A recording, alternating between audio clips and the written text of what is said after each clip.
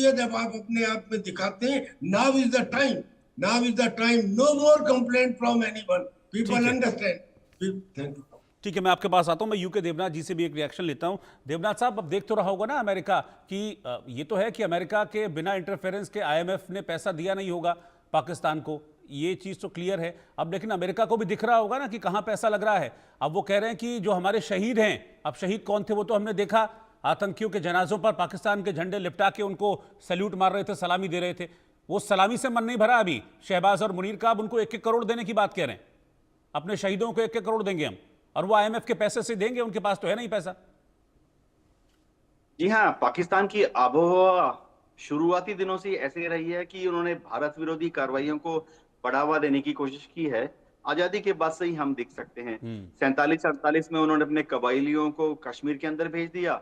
65 की जंग में उन्होंने छमजोरिया में पठानकोट से जम्मू जाने वाली रोड को काटने की कोशिश की।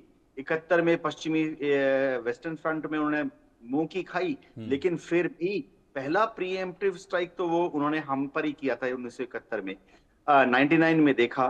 फिर उन्होंने देखा कि शायद कन्वेंशनल फौज का इस्तेमाल करते हुए भारत को नीचा नहीं दिखा पाएंगे, तो अब उन्होंने आतंकवादियों को पालना शुरू किया।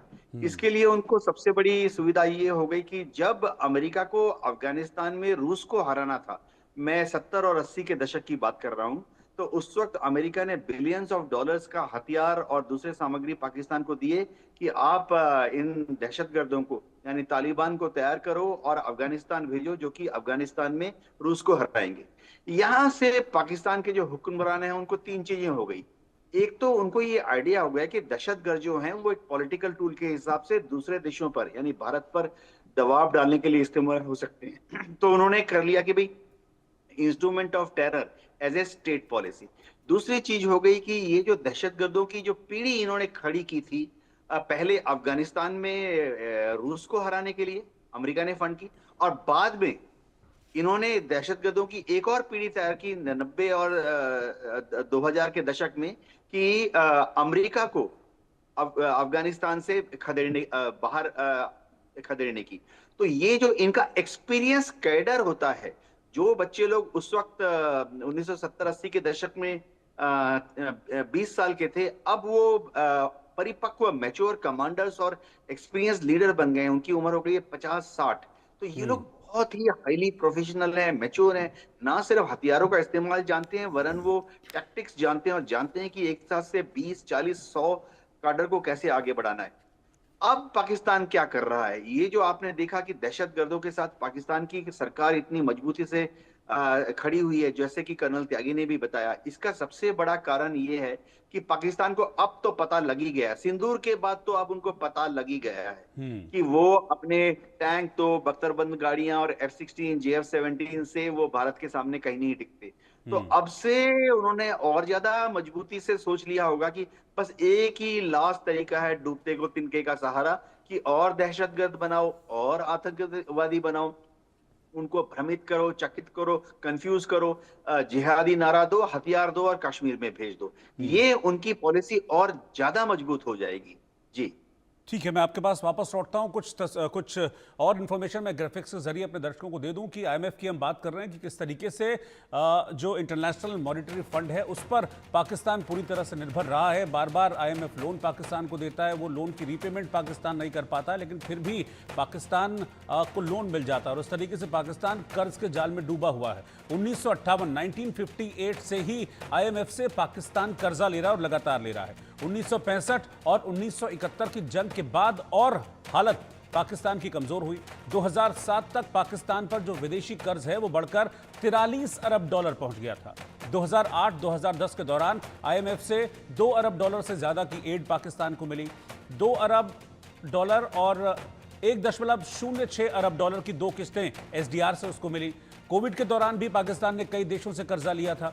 2008 से 2025 तक एसडीआर के तहत 16 अरब डॉलर से ज्यादा का आवंटन पाकिस्तान को किया गया, यानी कि कर्जा पाकिस्तान को दिया गया।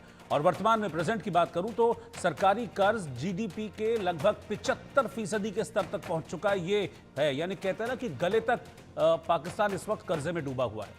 मई 2023 में मुद्रास्फीति 38% के भारी भरकम स्तर पर थी और 2024 में पाकिस्तान की जीडीपी 2.4% थी। तो आप देखिए कि कहां तक पाकिस्तान कर्ज के जाल में डूबा हुआ है, लेकिन इसके बावजूद भी जो कर्ज में मिला हुआ पैसा है वो पाकिस्तान पब्लिक वेलफेयर के लिए इस्तेमाल नहीं करता है, वो पाकिस्तान अपनी जनता के लिए इस्तेमाल नहीं करता है, वो पाकिस्तान सिर्फ और सिर्फ आतंक के इंफ्रास्ट्रक्चर को मजबूत करने के लिए, उसको बढ़ाने के लिए इस्तेमाल करता है। जैसा कि जो हरकतें हैं पाकिस्तान की वो बता रही हैं। अभी की रिसेंट की मैं बात कर रहा हूं, जब मुरीद के को वापस वो बनाने की बात करते हैं, आतंकियों को 1-1 करोड़ का मुआवजा देने की बात करते हैं। मैं आपको कुछ और इंफॉर्मेशन देता हूं। 2024 जून जुलाई में पाकिस्तान की जो जीडीपी थी 337.08 अरब डॉलर थी। 2024 में सामान्य सरकारी घाटा जीडीपी का 70.1% था।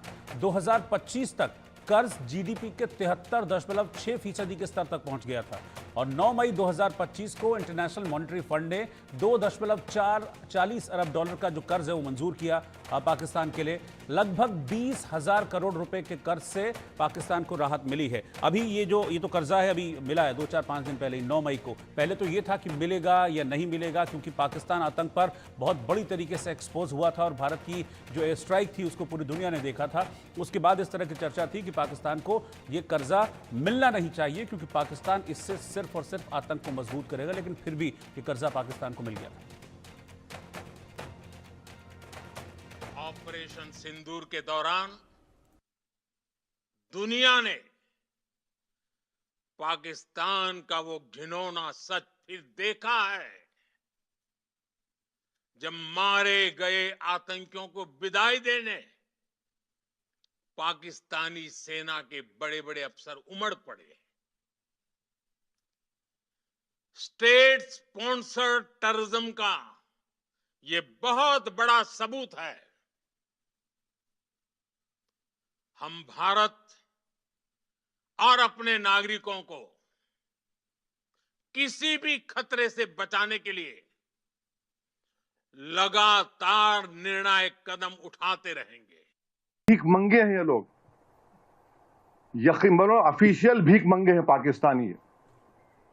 आईएमएफ से लोन ले रहे जाके $1 बिलियन का। आप 75 साल से आपने क्या किया? किसने आपको मजबूर किया आईएमएफ का लोन लेने के लिए? और अफसोस की बात यह है कि आईएमएफ का लोन ले रहे हैं और ये इंटरनेशनल, मेरे को माने ये इंटरनेशनल मॉनेटरी फंड नहीं, ये इंटरनेशनल मिलिटेंट फंड दे रहे हैं पाकिस्तान को, वो इस्तेमाल करेंगे। अब आप देखिए ये यूएसए है, जर्मनी है, जापान है, ये कैसा है लोग इसको अग्री कर रहे हैं, जबकि हमारे जमीन पर, हमारे घरों पर, हमारे सिपाहियों पर हमले हो रहे हैं और इनको 1 बिलियन क्या है का लोन मिला रहा है। तुम हुकूमत तुम चलाना तो दूर की बात, तुमको इकोनॉमी चलाना नहीं आता तुम्हारे को। तो आईएमएफ के सेक्शन को लेकर सवाल भी खड़े हो रहे हैं और सवाल बहुत सारे हैं। सवाल